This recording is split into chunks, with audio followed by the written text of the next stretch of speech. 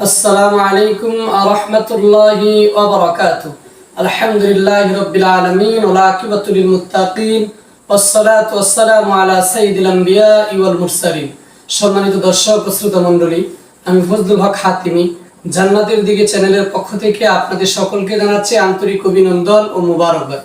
আজ আপনাদের সামনে হাজির হয়েছি নখ পালিশ ব্যবহার করা অবস্থায় পবিত্রতা অর্জনের বিধান নিয়ে। নখ পালিশ ব্যবহার করা অবস্থায় যদি আমরা পবিত্রতা অর্জন করতে চাই তাহলে আমাদের কি করণীয়?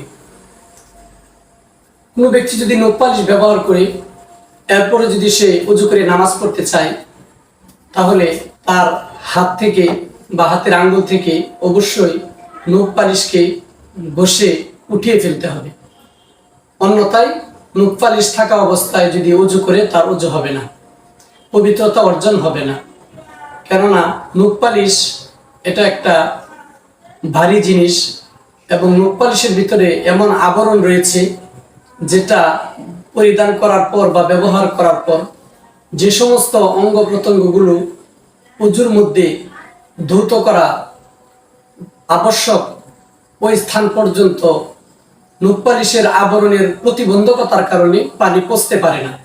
বিদায় আমি যদি নখ পালিশ ব্যবহার করি এরপর যদি আমি ওযুর মাধ্যমে পবিত্রতা অর্জন করতে চাই তাহলে অবশ্যই আমাকে নখ পালিশ উঠিয়ে ফেলতে হবে।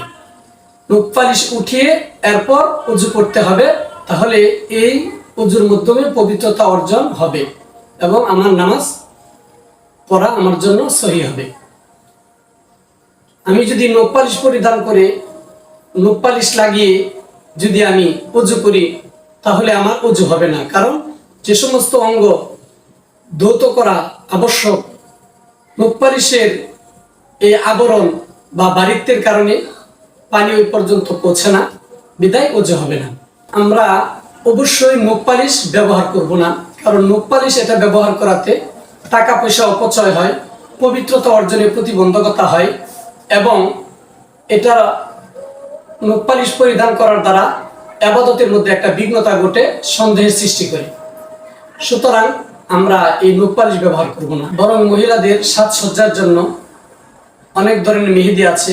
আমরা টিউব মেহেদি ব্যবহার করতে পারি, পাতা মেহেদি ব্যবহার করতে পারি এবং অন্যান্য যে সমস্ত মেহেদি হালকা পাতলা এবং এগুলির ভিতরে মোটা কোনো আবরণ নেই, এই মেহেদি আমরা সব ধরনের মেহেদি আমরা ব্যবহার করতে পারি। তাহলে আমাদের ওযু করে পবিত্রতা অর্জনের মাধ্যমে কোনো প্রতিবন্ধকতা সৃষ্টি করবে না। তাই আমরা মেহেদি ব্যবহার করব। অবশ্যই মেহেদি ব্যবহার করাটা, মেহেদির দ্বারা সুসজ্জিত হওয়াটা এটা মেহেদির জন্য একটা প্রশংসনীয় কাজ। মেহেদি পরার ব্যাপারে রাসূল আকরাম সাল্লাল্লাহু আলাইহি ওয়াসাল্লাম উৎসাহিত করেছেন।